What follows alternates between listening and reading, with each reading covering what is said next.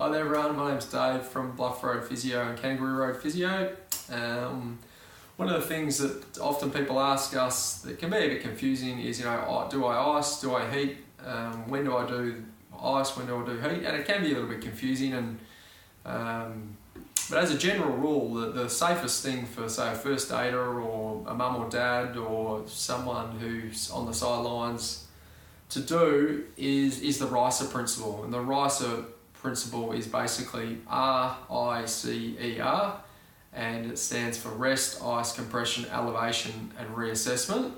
And so the rest is, as a rule, if something's sore, something's inflamed, relatively rest it. It doesn't mean do nothing, it means relatively rest that body part. The I stands for ice. As a general rule, most soft tissue injuries, so muscle tears, joint sprains, tendon injuries, something happens on the sporting field, we recommend icing for 20 minutes every 2 hours for the first 48 hours.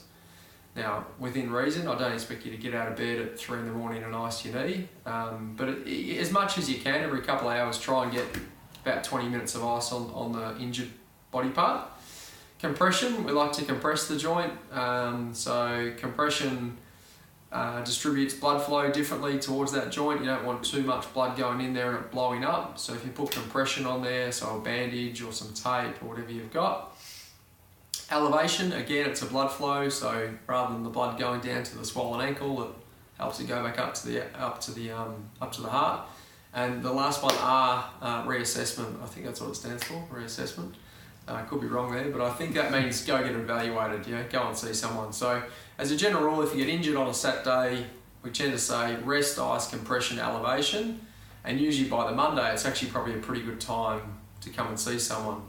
On that point, sometimes people do get injured on a Saturday and they think, I've got to get in to see a physio today. And I probably would say to you, you're probably better off to wait that 48 hours before you do get it assessed, because often you're too sore for us to really do much anyway.